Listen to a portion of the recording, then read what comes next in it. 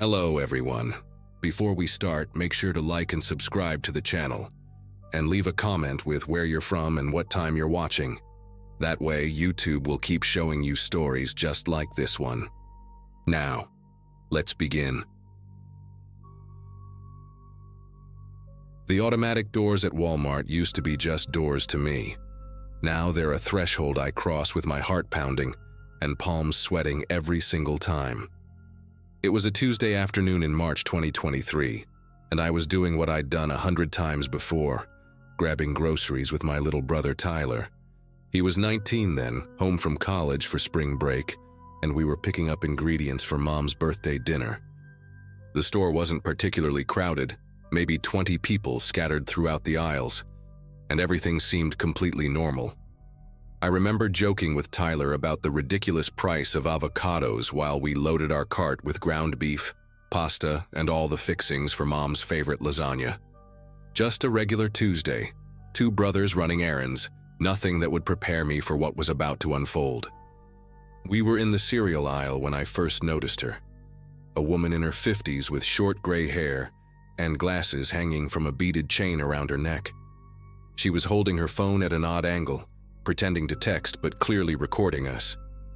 Tyler was debating between Lucky Charms and Cocoa Puffs, completely oblivious, but I caught her reflection in the shelf's metal edge.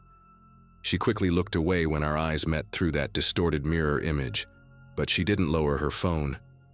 Something about her posture, the way she kept glancing at us and then at her screen, made the hair on my arms stand up. I tried to brush it off. Maybe she was just one of those people who filmed everything for social media. But then I saw her lean close to a Walmart employee stocking shelves nearby, whispering urgently while gesturing in our direction. The employee, a young guy with a patchy beard, looked at us, nodded, and spoke into his walkie-talkie. Tyler finally settled on Lucky Charms, tossing the box into our cart with a grin. We moved through the store methodically, bread aisle, dairy section, frozen foods. But that woman followed us like a shadow, always 2 aisles over, always with her phone raised. More employees started appearing, pretending to straighten shelves or check inventory, but their eyes tracked our every move. By the time we reached the pasta sauce section, I counted at least 4 employees hovering nearby. The woman had positioned herself at the end of our aisle, no longer hiding her filming. She held her phone steady, horizontal, like she was shooting a documentary. I wanted to confront her, ask what her problem was, but Tyler was rambling about some professor who failed half his class, completely unaware of the strange surveillance network forming around us. I kept my mouth shut and focused on finding Mom's favorite marinara sauce, the one with the green label and chunks of garlic. The confrontation came when we were heading to the checkout lanes. A wall of people materialized in front of us. 3 employees in blue vests, a guy in a white shirt with a manager tag, and that woman with her phone still recording. Tyler stopped mid-sentence about his roommate's terrible cooking. The manager, a heavy-set man with a thin mustache that looked drawn on with pencil, stepped forward. "Sir, we need you to come with us," he said, his voice loud enough to draw stares from nearby shoppers. The woman moved closer, her phone now inches from my face. "I saw everything," she announced to no one in particular, her voice shrill with self-importance. "This man was switching price tags on the meat products. I have it all on video." My brain struggled to process what she'd just said.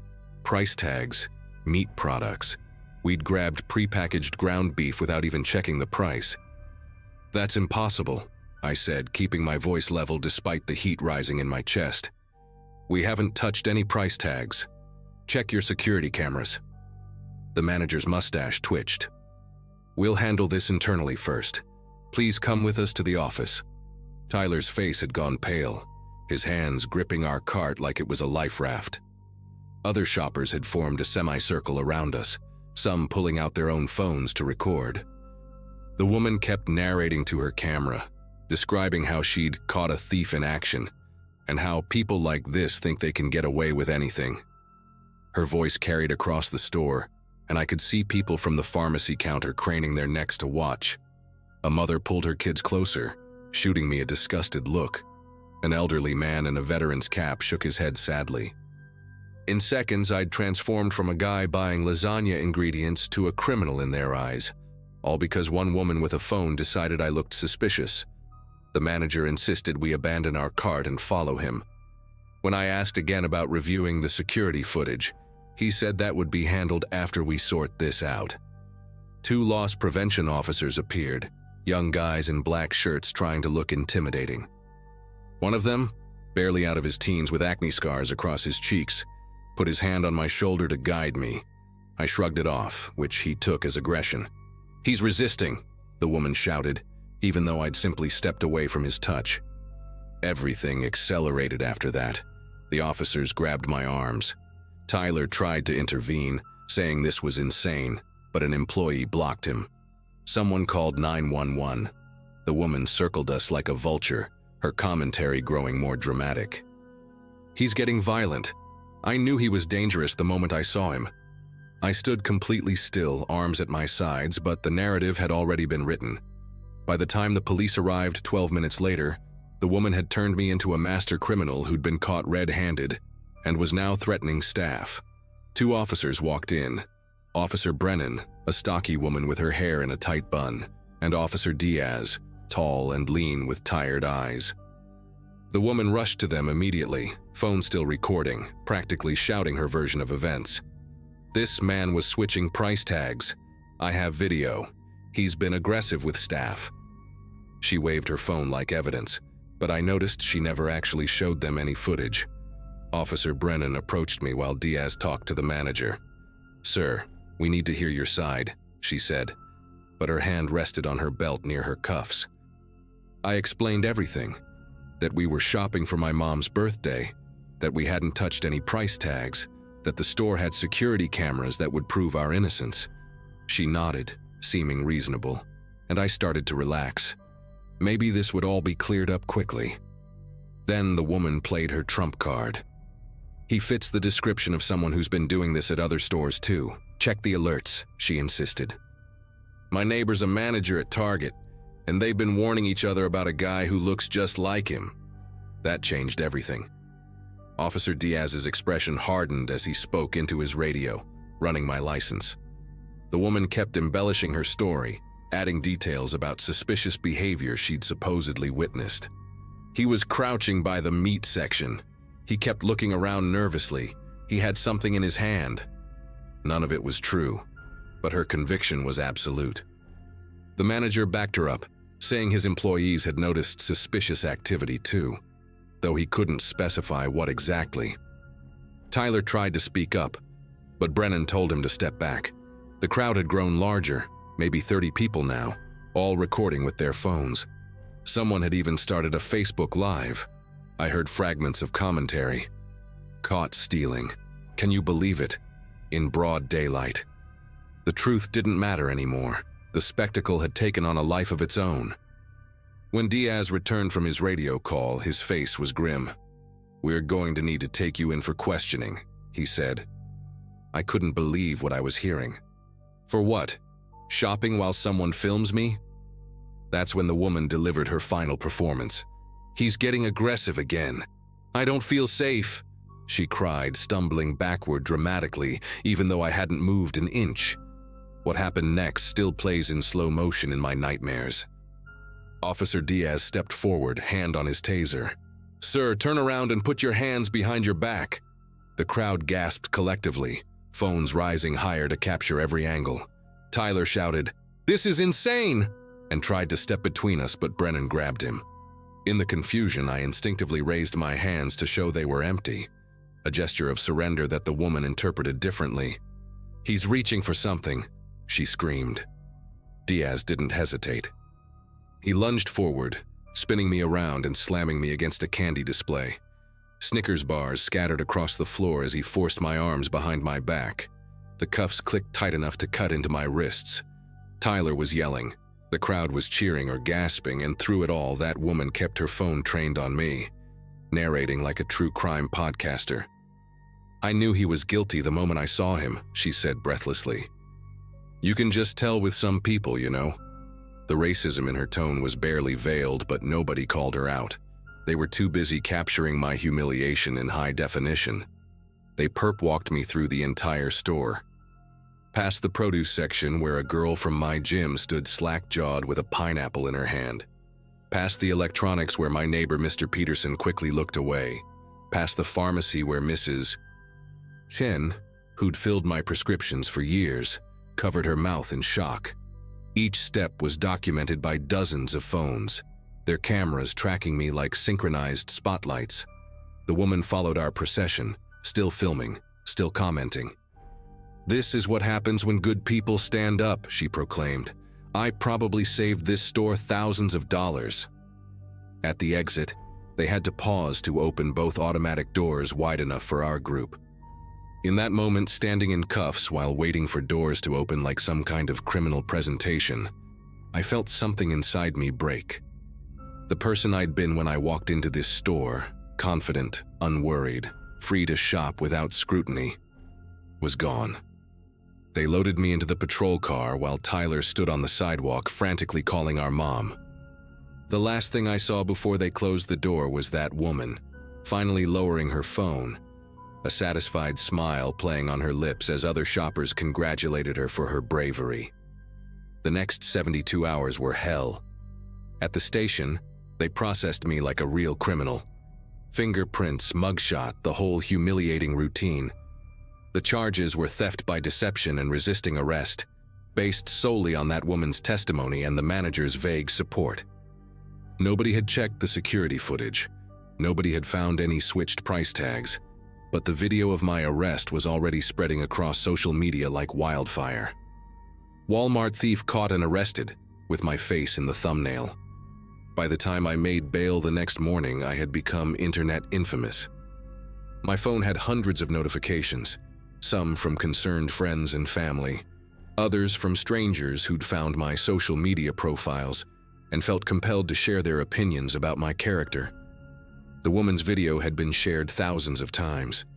She'd edited it before posting, cutting out all the parts where I stood calmly and spoke reasonably, keeping only the moments that looked bad out of context. Local news picked it up. My employer saw it. My landlord saw it. Everyone saw it except apparently anyone who cared about the truth. It took 3 days for my lawyer to force Walmart to review their security footage. 3 days of hiding in my apartment while protesters showed up at my job demanding I be fired. 3 days of Tyler barely sleeping, blaming himself for not recording everything from the start. 3 days of mom crying every time she saw another cruel comment online. When they finally watched the footage, it showed exactly what I'd said. 2 brothers shopping normally, never touching price tags, never doing anything suspicious. But the revelation came from an unexpected source. A teenage employee named Bradley had been stocking shelves in the meat department that day and had filmed the woman on his phone because she'd been acting strangely. His video showed her following several different customers, filming them before settling on us. Showed her whispering to employees, gesturing wildly, creating her narrative before we'd even noticed her. He'd been too scared to speak up initially, but his conscience got the better of him. The charges were dropped immediately. Walmart issued a tepid apology. The woman deleted her social media accounts and disappeared, but the damage was done. The truth got a fraction of the attention the lie had received. My mugshot still appears when you Google my name. I lost my job. My landlord didn't renew my lease. And now, every time I need groceries, I sit in my car for 10 minutes, building up the courage to walk through those automatic doors, wondering who might be watching, who might be filming, who might decide I look suspicious today.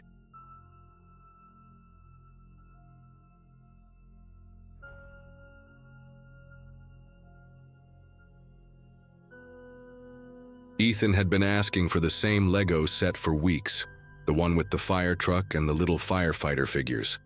3 years old and already obsessed with anything that had sirens and flashing lights. That Black Friday in 2019, I finally had a chance to get it at half price. I was a single mom pulling double shifts at the hospital just to keep us afloat, and every dollar saved meant something. The Walmart near our apartment opened at midnight, but I waited until 4 a.m. to avoid the worst of the crowds. Big mistake. The store was still packed, People everywhere grabbing TVs and electronics, carts bumping into each other in the narrow aisles. The toy section was pure chaos when we got there. Parents literally throwing boxes into their carts, kids crying, employees trying to restock shelves while dodging the mayhem. I had Ethan sitting in the cart seat, his worn-out dinosaur toy clutched in one hand while I scanned the shelves for his Lego set. That's when I first noticed her. A woman in a blue Walmart vest standing at the end of our aisle, not doing anything, just watching. She had this strange way of tilting her head like a bird studying something. Her hair was pulled back in a messy bun, and she wore thick-rimmed glasses that kept sliding down her nose. I figured she was loss prevention or maybe a seasonal hire who didn't quite know what to do yet. 20 minutes into our shopping, I'd seen her 4 more times. Electronics department while I grabbed a tablet for my nephew. There she was, organizing already organized DVDs. Grocery section when I stopped for milk. She appeared near the freezers, holding a pricing gun but not using it. Each time she'd glance our way, then quickly busy herself with some task. Ethan kept babbling about the fish in the pet department, completely oblivious to my growing unease. The store was so crowded that I told myself I was being paranoid. Lots of employees probably got pulled from different departments on Black Friday. Nothing weird about that, right? I finally found the Lego set wedged behind some board games on a bottom shelf. Score. While I reached down to grab it, Ethan started fussing about wanting to walk. "Mama down, want to see toys?" His favorite thing was touching every single box on the shelves, which usually drove me crazy but seemed harmless enough. I lifted him out of the cart and held his hand tight. "Stay close, baby. Lots of people here today." He immediately tried to dart toward a display of superhero action figures, but I kept my grip firm. The woman in the blue vest had vanished, and I felt myself relax a little. Just another hour and we'd be out of this madness. The crushing wave of shoppers hit us near the electronics section.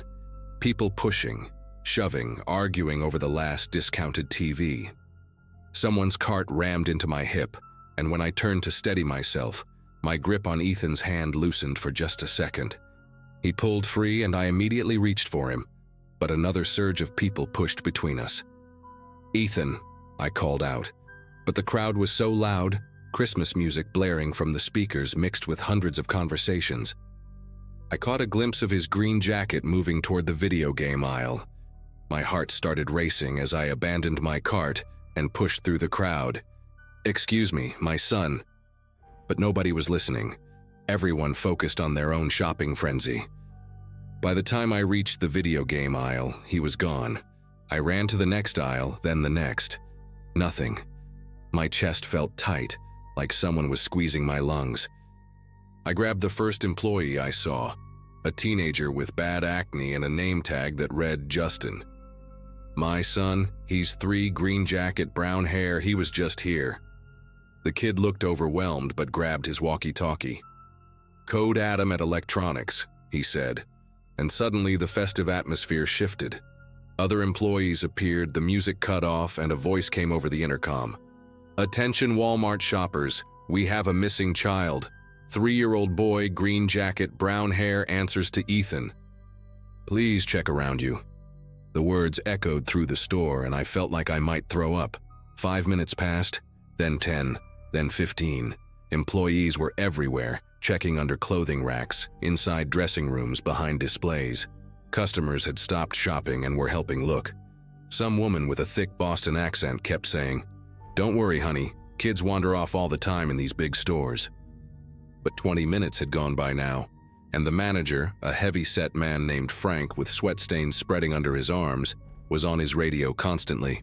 Security guards had locked down all the exits. Nobody in, nobody out. They kept asking me the same questions. What was he wearing exactly? Did he have any favorite places in the store? Had anyone approached us? That's when I remembered the woman in the blue vest, and the words tumbled out in a rush. "This is Tom from security," a voice crackled over Frank's radio. "Need you to come to the office now, bring the mother." The walk to the security office felt like miles. My legs were shaking so bad I could barely stand. Inside the cramped room filled with monitors, Tom, an older black man with kind eyes, pulled up footage from the toy section. "Ma'am, I need you to watch this." On the grainy screen, I saw myself reaching for the Lego set, saw Ethan pull away in the crowd. Then, clear as day, a hand reached out and took his, the woman in the blue vest. She bent down, said something to him, and he went with her willingly. They walked calmly toward the back of the store while everyone else was fighting through the Black Friday chaos. "That's her," I whispered. "She was following us." Tom zoomed in on her face, but the image was too pixelated. Frank was already on his phone with police. The security footage tracked them through the store. She knew exactly where the cameras were, keeping her face turned away, using the crowds as cover. They went through sporting goods, past the pharmacy, heading toward the garden center. "Wait," Tom muttered, rewinding the footage. "How'd she get through that door? That's employees only." Frank checked his tablet, scrolling through employee records. "Nobody matching that description works here. Not in any department." My whole body went cold. This woman had dressed like an employee, studied the store layout, and targeted my son. The police arrived within minutes, 2 officers who immediately took over the security room. They radioed for backup while Tom kept tracking the footage. The last clear shot showed her leading Ethan through the garden center's exit door at 4:47 a.m. After that, nothing. "Ma'am, we need to search outside," one officer said, but I was already running. The garden center was this huge fenced area behind the store, filled with leftover Halloween decorations and Christmas trees. It was barely lit, just some yellow security lights casting weird shadows everywhere. Officers spread out with flashlights while I screamed Ethan's name until my throat burned.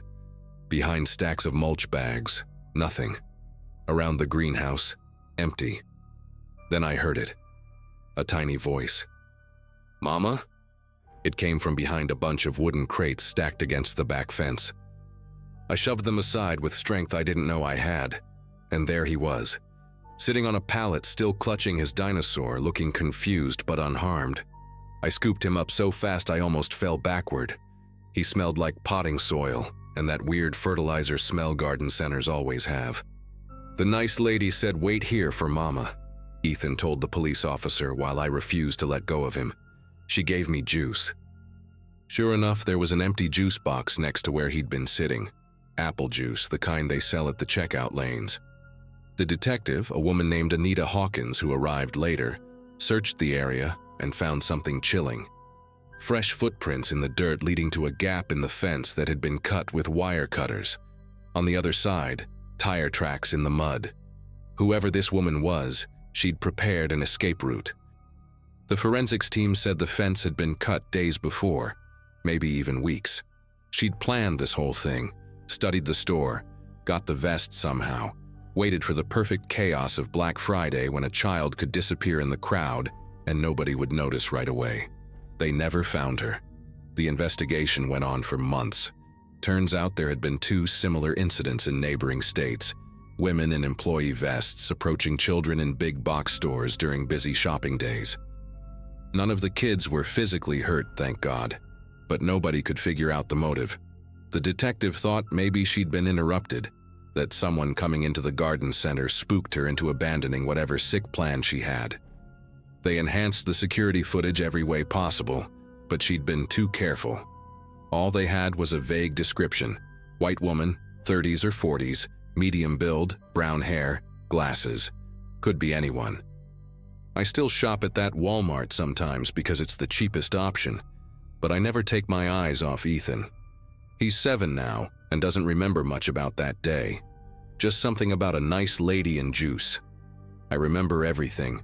Her tilted head, those sliding glasses, the blue vest that didn't quite fit right, and those 20 minutes of pure terror that felt like a lifetime.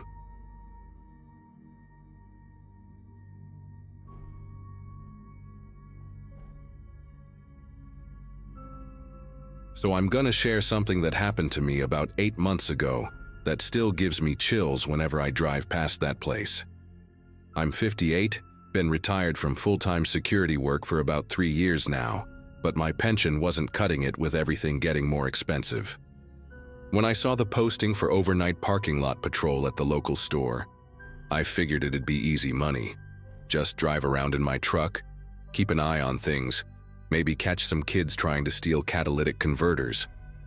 The manager, this guy named Vincent, who couldn't have been older than my youngest son, told me they'd been having issues with car break-ins for weeks.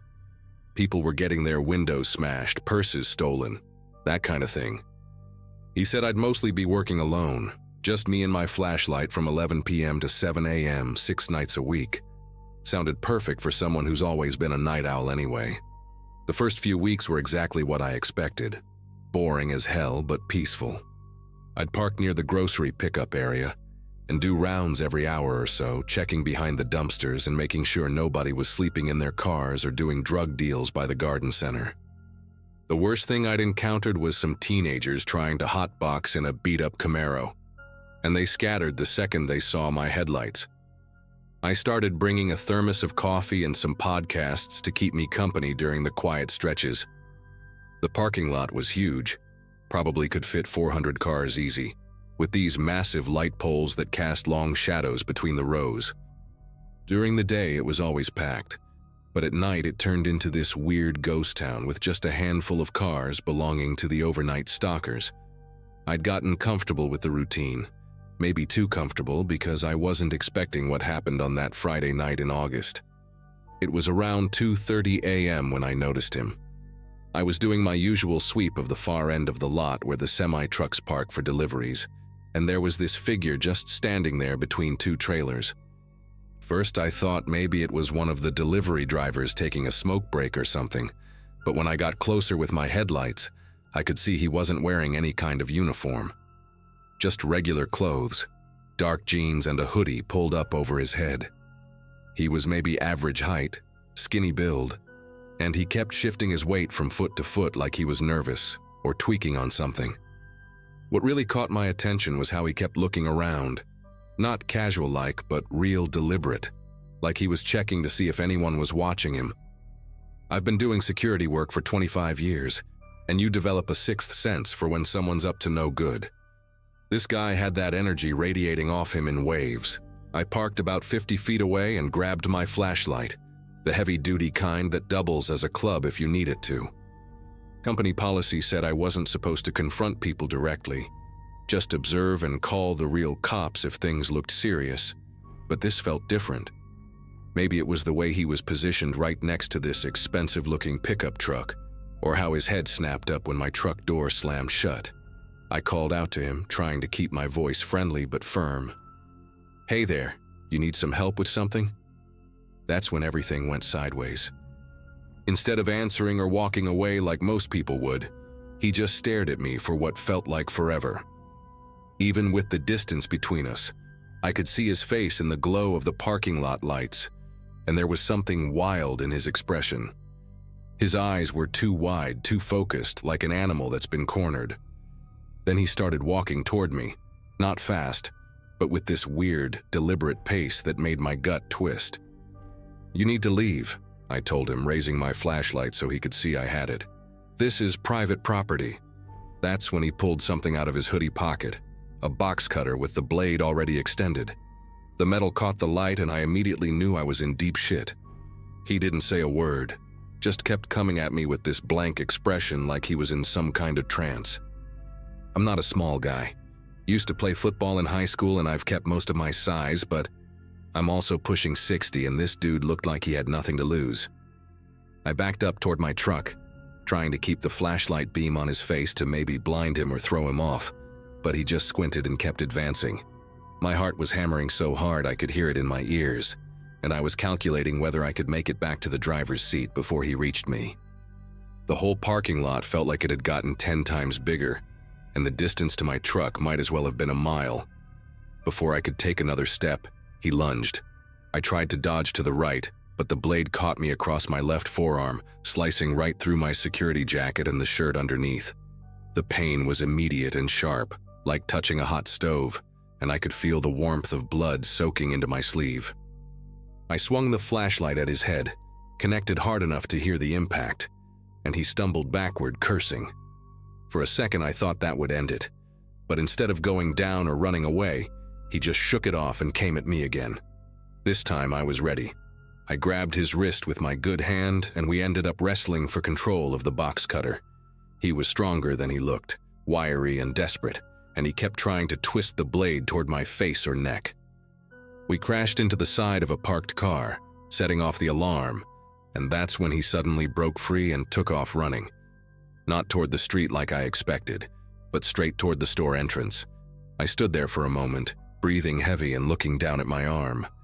The cut was deeper than I'd initially thought, not life-threatening, but definitely more than a scratch. Blood was dripping onto the asphalt, and my sleeve was completely soaked through. The adrenaline was making me shaky, and I could taste copper in my mouth from where I'd bitten my tongue during the struggle. I pressed my good hand against the wound to try and slow the bleeding while I jogged toward the store entrance, my work boots echoing across the empty parking lot. The automatic doors slid open with that familiar whoosh, and the sudden blast of air conditioning hit me like a wall. Inside, everything looked normal. Too normal. The bright fluorescent lights, the muzak playing softly overhead, a few overnight customers wandering the aisles with their shopping carts. It was like stepping into a different universe where what just happened outside might as well have been a nightmare.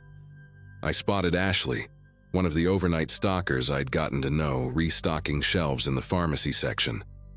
She was this college kid, maybe 21, always friendly when I'd stop in to use the restroom or grab a snack from the break room. When she saw me walking toward her with blood on my shirt, her eyes went wide and she nearly dropped the box of vitamins she was holding. "Holy crap, what happened to you?" she asked. But I was already scanning the store, looking for any sign of the guy who'd attacked me. I told her to call the police and get Vincent on the phone, that there was a dangerous person loose in the store with a weapon. She pulled out her phone immediately, but I could see the confusion on her face. From her perspective, everything was calm and quiet.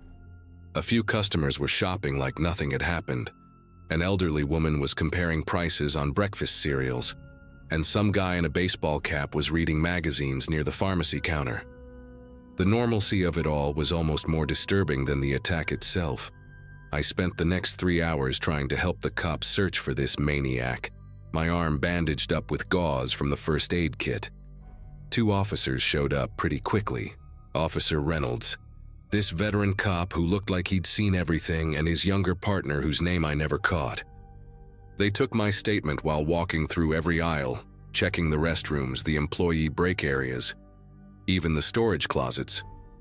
Reynolds kept asking detailed questions about the suspect's appearance, and I described the hoodie, the skinny build, the wild look in his eyes, but it felt like describing a ghost. How do you explain to someone the feeling you get when you're looking at a person who's completely disconnected from reality? We reviewed the security footage from outside, and you could clearly see the attack happening, but the camera quality was garbage, and his face was mostly hidden by the hood. The cops expanded their search to the surrounding businesses, thinking maybe he'd fled to the gas station next door or the fast food place across the street, but they came up empty. Around 6 a.m., just as I was starting to think this guy had vanished into thin air, one of the morning shift employees found him. Janet, who worked in the warehouse section, was moving some pallets when she heard what sounded like cardboard rustling. She followed the noise to this massive display of paper towels and toilet paper that was set up near the loading dock, one of those promotional things they build to look like a castle or whatever. When she pulled back some of the outer boxes, there he was, curled up inside like some kind of sick animal, still wearing the same hoodie, still holding the box cutter. Janet screamed loud enough to wake the dead, and security came running. By the time the cops got back there, he was trying to crawl deeper into the display, knocking boxes everywhere and muttering something under his breath that nobody could understand.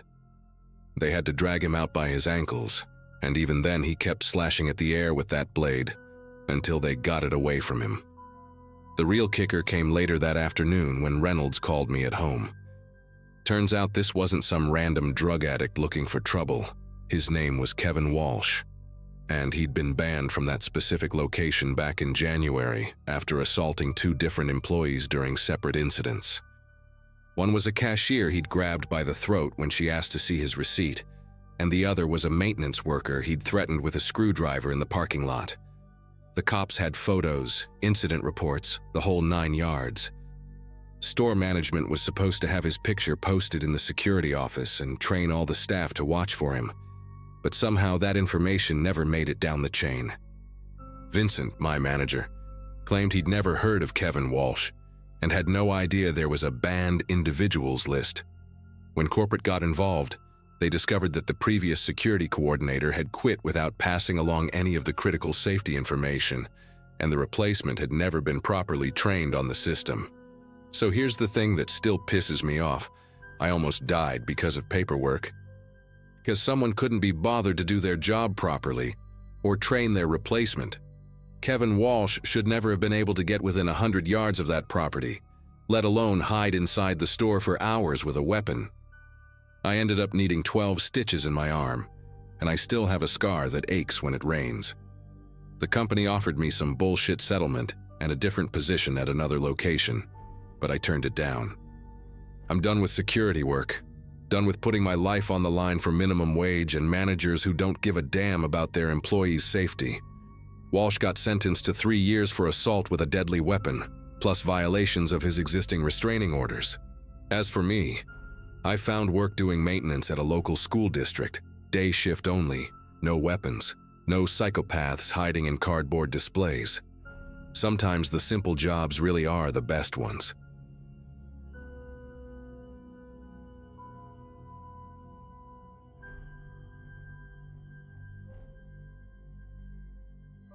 The night shift at Walmart changes you after a while. 2 years behind that customer service desk during the graveyard hours, and I'd memorized every creak of the building, every pattern in those ugly beige floor tiles, every fluorescent bulb that flickered just a bit too much.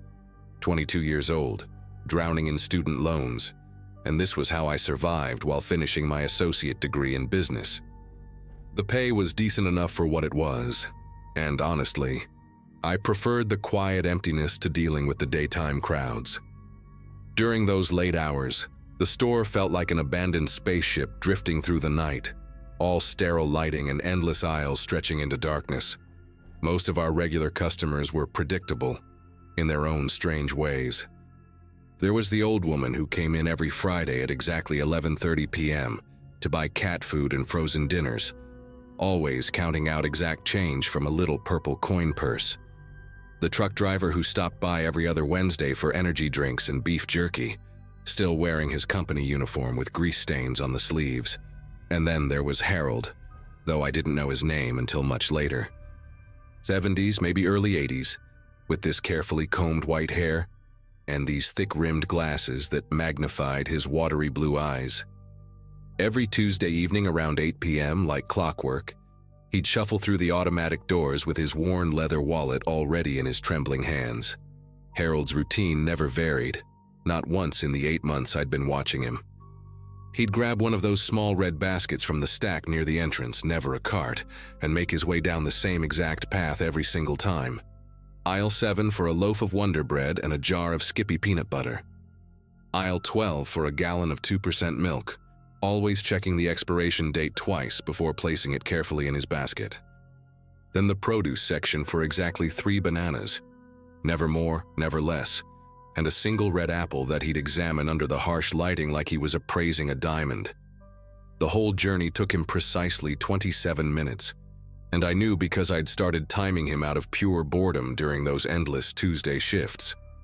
The thing about Harold that really stuck with me was how he moved through that store like he was walking through his own living room.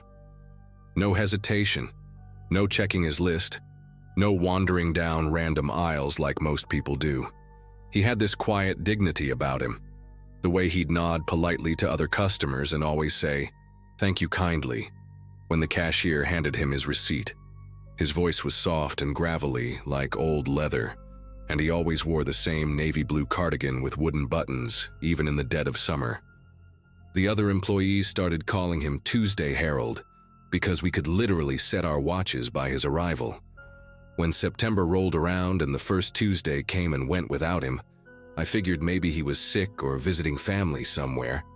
But then the second Tuesday passed and the third.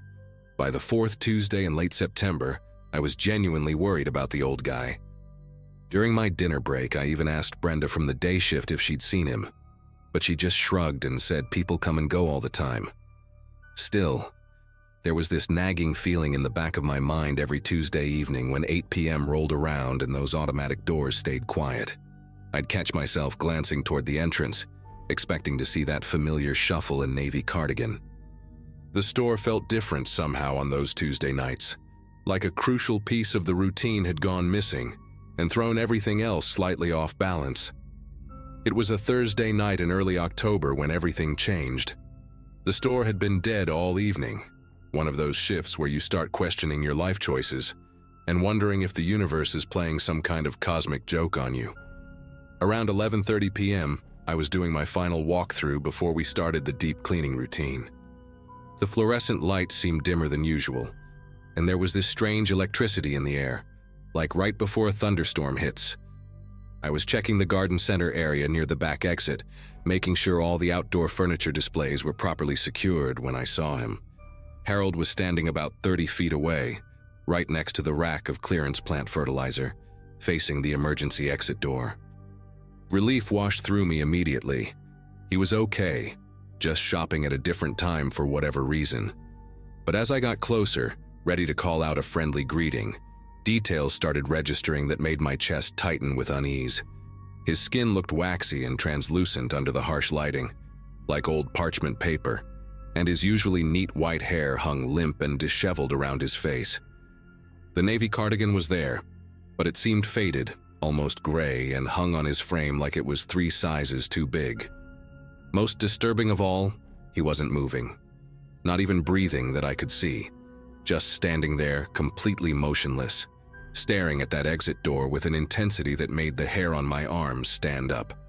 "Harold?" I called out, my voice echoing strangely in the empty space.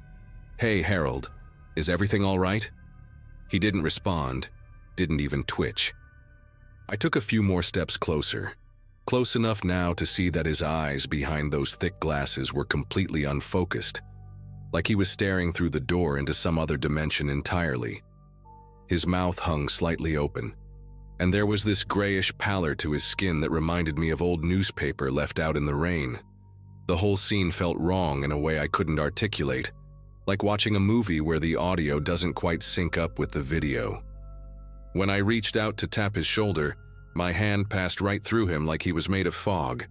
The moment my hand went through his shoulder, Harold simply wasn't there anymore. Not fading away or disappearing gradually, just gone, like someone had flipped a switch. The air where he'd been standing felt ice cold, and I swear I could smell something like wet earth and old flowers. I stood there for what felt like an hour, but was probably only a few seconds, staring at the empty space and trying to convince myself I'd been seeing things. Maybe the late nights were finally getting to me. Maybe I needed to cut back on the energy drinks. But deep down, I knew what I'd seen was real. The temperature around me slowly returned to normal, but that smell lingered for another few minutes before fading away completely. I didn't sleep that night. Every time I closed my eyes, I saw Harold's vacant stare and that unnatural stillness. The next morning, I called in sick to my day classes and spent the entire day researching missing persons reports online, checking local obituaries, anything that might explain what had happened. Around 3 p.m., I finally found what I was dreading to find. Harold Zimmerman, age 79, had been discovered in his apartment by his landlord after neighbors complained about a smell.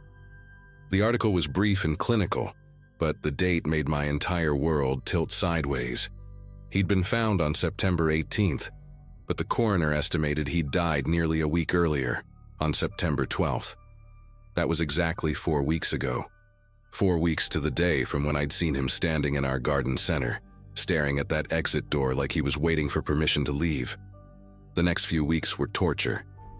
I kept working my shifts, but every night I found myself checking that back corner of the store, expecting to see Harold again. I started researching everything I could about the building's history, about death, and what might keep someone tied to a place. Turns out our Walmart had been built on the site of an old grocery store that closed in the 1980s.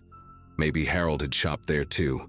Maybe that routine went back further than any of us realized. The rational part of my brain kept insisting I'd hallucinated the whole thing. But then I'd remember the smell of wet earth and flowers, the way the air had turned cold, and I knew better. 2 months later, I finally worked up the courage to ask my manager about getting transferred to the day shift. I told him I wanted to focus more on my studies, which wasn't entirely a lie. He approved the transfer, and I never worked another night shift at that store. Harold never appeared again, at least not that I know of.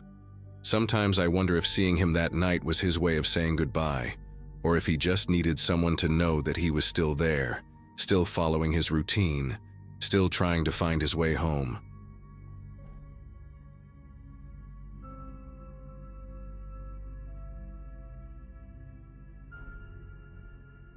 Hey everyone, I need to share what happened to my dad last Friday night because I'm still processing this whole nightmare. He's 78 years old, retired from teaching high school math for 40 years, and has always been the most independent person you could imagine. Since my mom passed 2 years ago, he's been doing everything himself: grocery shopping, cooking, maintaining the house, refusing any help from me or my brother.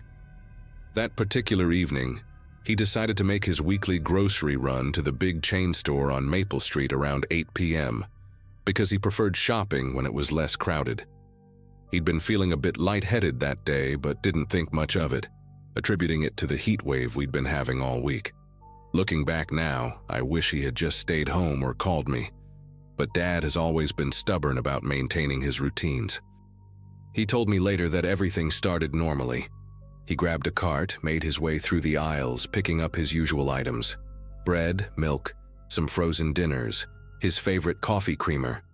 The store was nearly empty except for a few late shoppers and the staff getting ready to close. Around 8:45 p.m., while he was in the canned goods aisle, a wave of dizziness hit him so hard that he had to grip the shelf to keep from falling. His vision went blurry, his legs felt weak, and he could hear his heartbeat pounding in his ears. Panic set in as he realized he might collapse right there in the middle of the store. The fluorescent lights seemed too bright. The sounds of the store became muffled and distant, and he knew he needed to find somewhere to sit down immediately before he passed out. He abandoned his cart and slowly made his way toward the back of the store, using the shelves for support, desperately looking for the customer restroom he remembered seeing near the pharmacy section. When he finally reached the restroom, Dad managed to lock himself inside the single-person bathroom and immediately sat down on the floor with his back against the door. The cool tile felt good against his skin, and gradually the dizziness began to subside. He sat there for what felt like forever, trying to regulate his breathing and waiting for his vision to clear completely. During this time, he could hear the store's closing announcements over the intercom.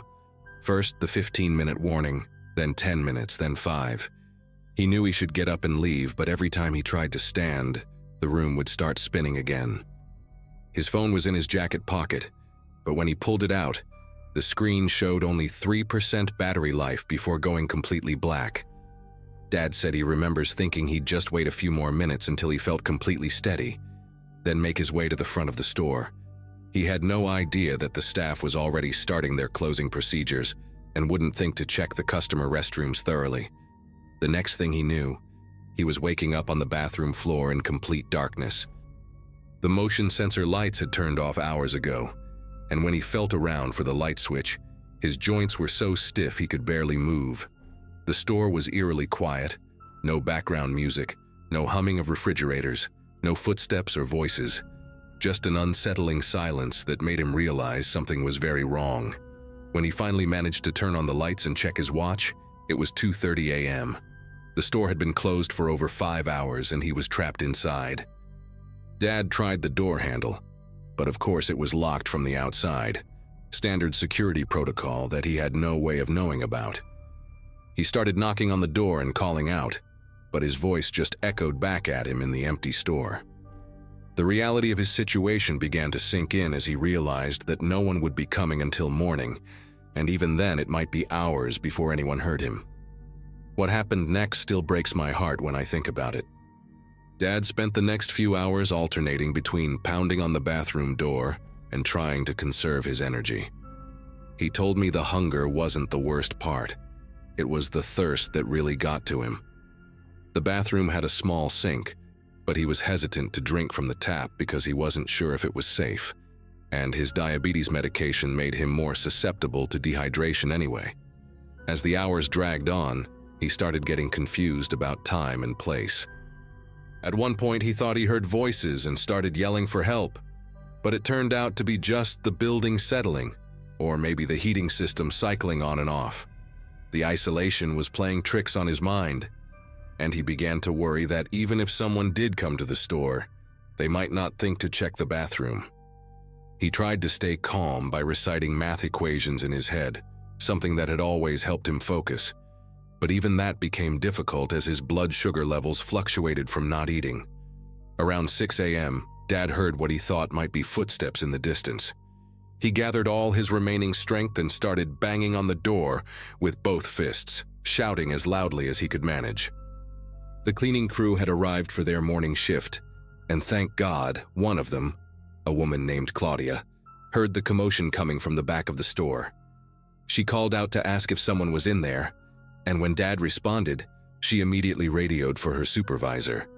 It took them nearly 20 minutes to figure out how to unlock the bathroom door because it required a manager's key and getting security involved. When they finally opened the door, Dad was sitting on the floor, pale and shaking, completely disoriented. Claudia later told me that he kept apologizing and asking what day it was. She stayed with him while her supervisor called 911, and she even gave him some water from her own bottle while they waited for the paramedics to arrive. The paramedics arrived within 10 minutes and immediately started checking Dad's vitals. His blood pressure was dangerously low, he was severely dehydrated, and his blood sugar levels were all over the place. They got an IV going right there in the store and transported him to the hospital where he spent the next 3 days recovering. The doctor said that at his age, being without food and water for that long, combined with the stress and his existing health conditions, could have been much more serious. While he was in the hospital, I decided to dig deeper into what had actually happened that night. Something didn't sit right with me about how he ended up locked in there for so long without anyone noticing. I called the store manager and asked to speak with whoever was working that Friday evening. That's when I discovered something that made me absolutely furious.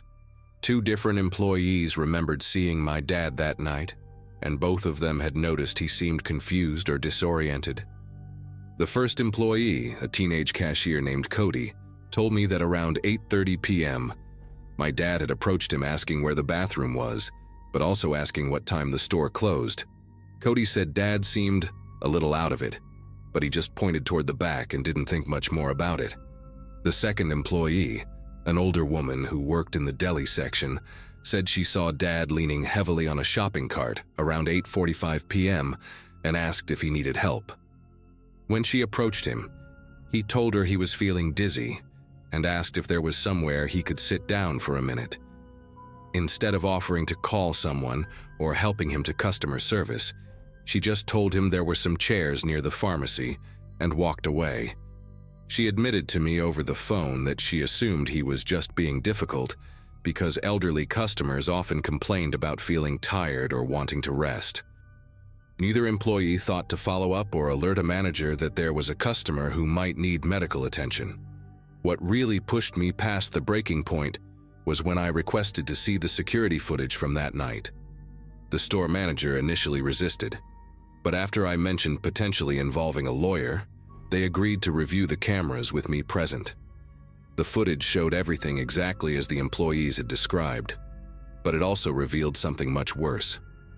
At 9:15 p.m., 15 minutes after the store had officially closed, you could see the night manager doing his final walkthrough. He passed right by the bathroom where my dad was trapped, and you could actually hear faint knocking sounds on the audio. The manager paused for maybe 3 seconds, then kept walking.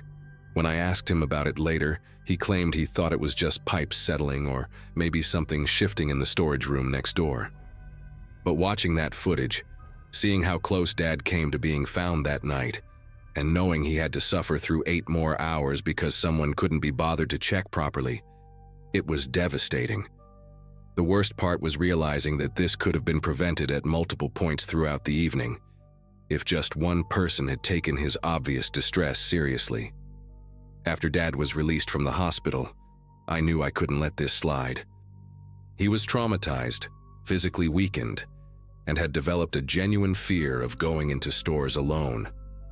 The man who had taught high school kids for 4 decades, who had raised 2 children and maintained his independence well into his 70s, was now afraid to leave the house without someone accompanying him. I reached out to the local news station and told them the whole story. The reporter, Beth Thompson, was incredible. She interviewed Dad, reviewed the security footage, and spoke with the store employees who had encountered him that night. When the story aired the following Wednesday, it sparked a huge conversation in our community about how we treat elderly customers and what protocols should be in place to prevent something like this from happening again. The store chain's corporate office contacted us within hours of the broadcast, offering to cover all of Dad's medical expenses and promising to implement new training procedures for their staff. The response from the community was overwhelming. We received dozens of calls and messages from other families who had experienced similar situations with elderly relatives being dismissed or ignored in retail settings. One woman told me about her mother-in-law who had fallen in a department store and waited 20 minutes for help because employees assumed she was just resting. Another family shared a story about their grandfather who had gotten lost in a large grocery store and wandered around for over an hour before anyone offered assistance. It became clear that Dad's experience wasn't an isolated incident. It was part of a larger problem with how our society treats aging adults in public spaces. The store chain followed through on their promises, implementing mandatory training about recognizing medical emergencies and establishing clear protocols for closing procedures that include thorough checks of all customer areas. They also installed emergency call buttons in all single-occupancy restrooms and created a policy requiring managers to personally verify that no customers remain in the building before locking up. 6 months later, Dad is doing much better physically, though he still prefers to shop during daylight hours and always tells me exactly where he's going and when he expects to be back. The experience changed him, but it also opened up important conversations in our family about aging, independence, and knowing when to ask for help. Claudia, the cleaning crew member who found him, has become an unexpected friend. She stops by sometimes to check on Dad and even brought her grandchildren to meet him. The store manager who missed the knocking sounds that night ended up leaving his position, though I don't know if it was related to the incident. What I do know is that sharing this story publicly was the right decision. If it prevents even one other family from going through what we experienced, then something good came out of Dad's terrifying night locked inside that store. Sometimes speaking up is the only way to make sure these situations don't happen to someone else's loved one.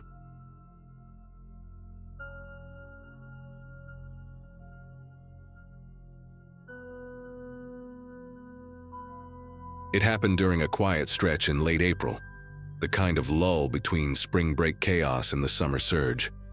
I was working the closing shift at a 24-hour Walmart in a mid-sized town in Missouri.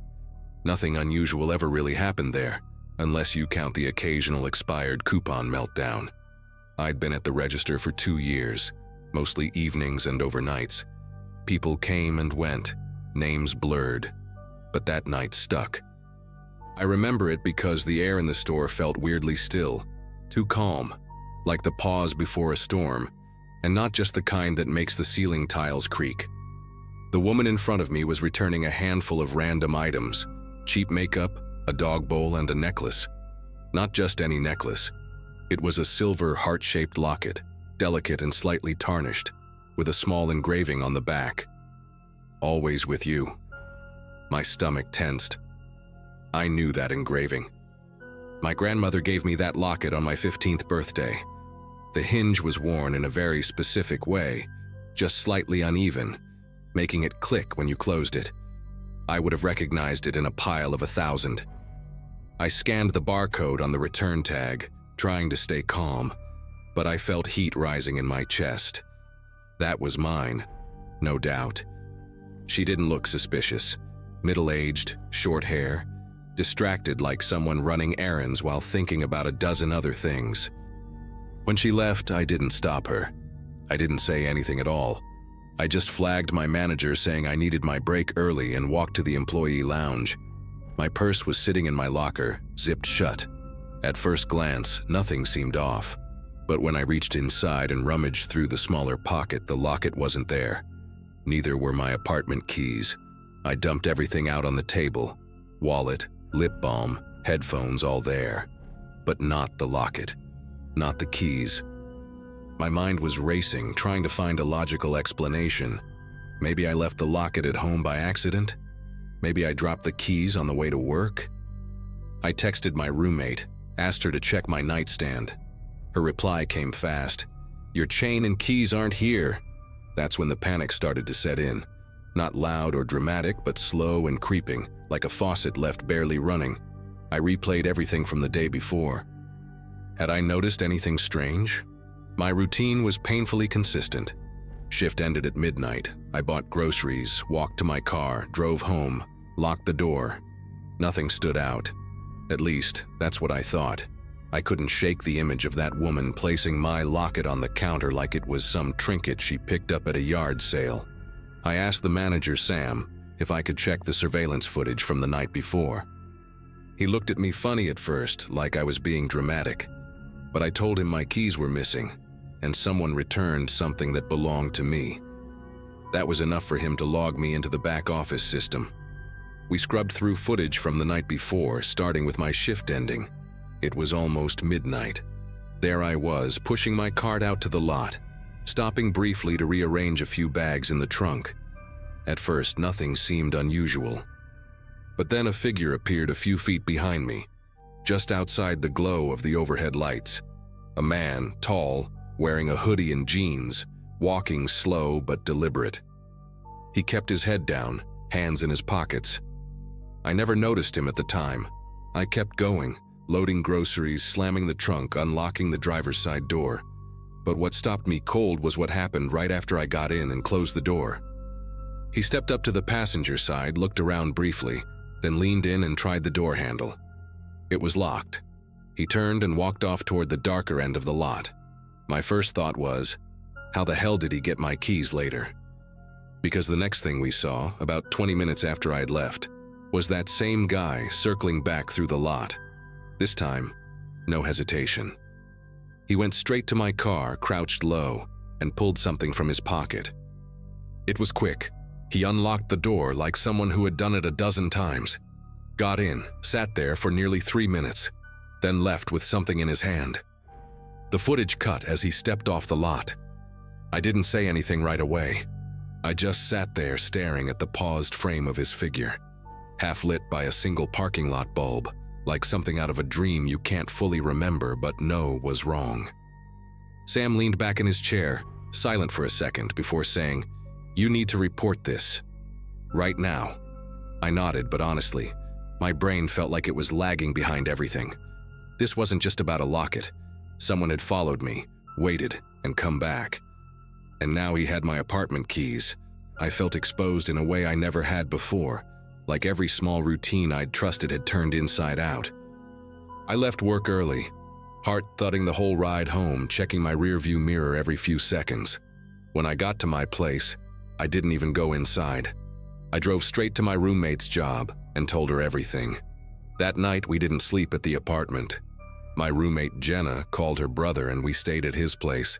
I kept imagining the man from the video unlocking our door, standing in our kitchen, touching things, watching us while we slept. It made my skin crawl. The next morning, I filed a police report and gave them a copy of the security footage. They said the plate on the guy's car was unreadable, and they couldn't promise much unless he showed up again or tried to use the keys somewhere. They told me to change my locks immediately.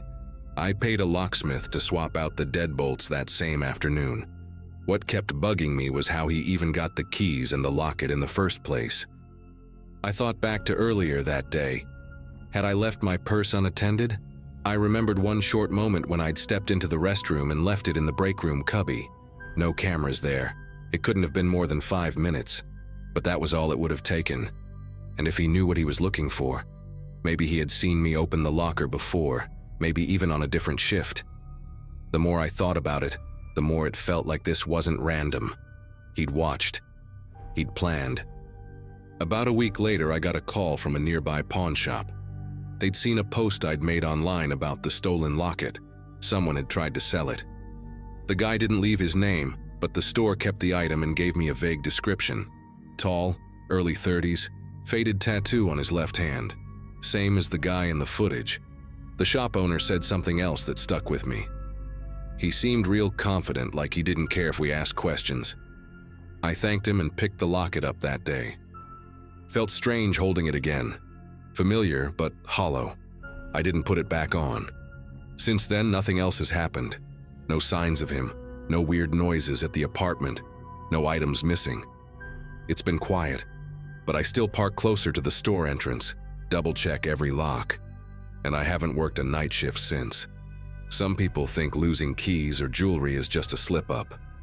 But when you see someone calmly step into your life like it belongs to them, touch your things, wait in the dark, there's no going back to normal. That kind of fear doesn't scream.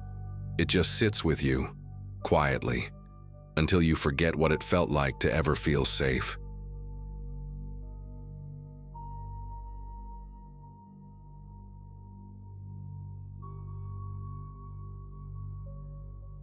I had just finished a double shift at the warehouse that night, and the only thing keeping me going was the thought of heating up some leftover chili and crashing on the couch. This happened about a year and a half ago, when I was still living in Evansville, Indiana. I stopped by the Walmart off Route 41 around 11:30 p.m. Figured I'd grab a few things before heading home. That place always had a weird energy at night, mostly empty except for a few tired-looking employees restocking shelves and some quiet regulars like me. I didn't think twice about being there that late. I'd done it plenty of times before. By the time I pushed my cart out into the lot, the place was dead silent. The street lamps over the parking rows buzzed faintly, and there were maybe 3 or 4 other cars scattered around. Mine was parked a little farther out than usual, near one of those empty cart returns. As I got closer, I noticed a car slowly cruising past the rows. A faded silver sedan, headlights dim like they were barely hanging on. It wasn't speeding or anything, just creeping along real slow, like the driver was looking for something. I figured they were probably trying to spot their car or maybe looking for someone inside. Still, something about it stuck in my head. It made a wide loop around the far side of the lot, then doubled back and started heading in my direction. I didn't panic or anything, just glanced over a few times while loading the bags into my trunk. I kept my ears open, but there wasn't much to hear, just that faint crunch of tires over gravel. I'd only just closed the hatchback when the car pulled up behind me, kind of diagonal, cutting off the exit from my spot. The window rolled down slowly, and the guy inside leaned across the passenger seat. He looked to be in his 40s, scruffy beard, baseball cap pulled low, wearing a jacket with one of those peeling reflective stripes. His eyes were strange, wide, too focused for someone supposedly asking a casual question. He called out, "Hey, you seen a golden retriever around here? Lost him earlier, goes by Duke." His voice had this edge to it like he was testing me. I glanced around, mostly out of reflex, and told him no. I hadn't seen any dog. Tried to keep it polite, didn't want to make it a thing. But instead of driving off, he just stared for a second, then turned the wheel slightly and let the car creep another few feet closer. He didn't say anything for a few seconds, just sat there with the engine humming low and that look on his face like he was waiting for something to click. I gave a quick nod and started walking toward my driver's side door, but the car crept even closer, real slow, until the front bumper was maybe a foot from mine. That's when he spoke again, this time a little louder. "You sure? He's real friendly. Might have jumped into someone's car." He smiled when he said that, but it wasn't the kind of smile that made you feel at ease. It felt rehearsed, like a mask that didn't quite fit right. I tried not to show it, but my instincts were screaming at me. I told him again, firmer this time, that I hadn't seen any dog and that I needed to get going. He stared a few more seconds, then shifted his eyes toward the store entrance like he was trying to spot someone else. The engine revved just a little, not a lot, just enough for me to realize he hadn't put the car in park at any point. I slid into my seat, locked the doors the second they closed, and kept watching him through the windshield. I didn't want to drive off just yet and have him follow me out into the street. He finally pulled forward, but not out of the lot. Instead, he turned sharply and parked one row ahead, facing toward me. His headlights stayed on. I waited a few seconds, hoping he'd shut the engine off or go inside, but he didn't. I didn't move either. We were just sitting there, two cars facing each other in a nearly empty lot, the buzz of the lights overhead filling the silence. That's when I noticed something else. There was no license plate on the front of his car. Indiana doesn't require them, but the bolts were there, like something had been removed. After another 30 seconds of that silent standoff, he switched off the headlights, but the car stayed running. I leaned forward slightly, watching him through the windshield, and saw his outline shift. He was reaching into the passenger seat for something, maybe the glove box. I didn't wait to see what it was. I turned my key, put the car in reverse, and backed out faster than I probably should have. As I passed his car, I didn't look directly inside, but I could see his head was turned, watching me the whole time. I didn't go straight home. I took a few turns through side streets I knew well just to make sure he wasn't behind me. Checked the rearview mirror more times than I could count. Never saw headlights after I pulled onto the main road, but I didn't relax until I was parked in front of my building. Even then, I sat there for a few minutes with the engine off, windows up, doors locked. I replayed every part of the interaction in my head. His voice, the missing plate. How close he got without ever really threatening me outright. But it felt like a threat. Not the loud kind. The quiet kind that sticks with you. Later that night, I talked myself into calling the non-emergency police line. I didn't have much to give them. No plate, no solid description of the vehicle beyond beat-up silver sedan. The guy hadn't actually done anything, technically. Just asked a question and stared too long. Still, the officer on the line said he'd note the report, and if anything similar came up in the area, they'd take a closer look. I asked if they'd had any other calls like that lately. He hesitated before saying, "We've had a few weird ones around that Walmart, yeah. For the next couple weeks, I switched grocery stores. Drove 10 extra minutes to avoid that lot entirely. A part of me knew he was probably just one of those guys who gets a kick out of creeping people out. But there was something too practiced in how he did it. Like he'd used the dog story before. Like he'd done this before. And I kept thinking about how he didn't seem surprised or frustrated when I said no. He seemed prepared. Eventually, I went back to that Walmart during the day just to prove to myself I wasn't letting fear decide where I shopped. But even now, I never go at night. Not alone. Not anymore. I don't know what that guy wanted, and I don't want to know what would have happened if I'd stood there a little longer or leaned into the car to get a better look. I still don't know if he was trying to lure someone or if I just happened to interrupt something else. Either way, I got lucky. I parked closer to the doors from then on, every time,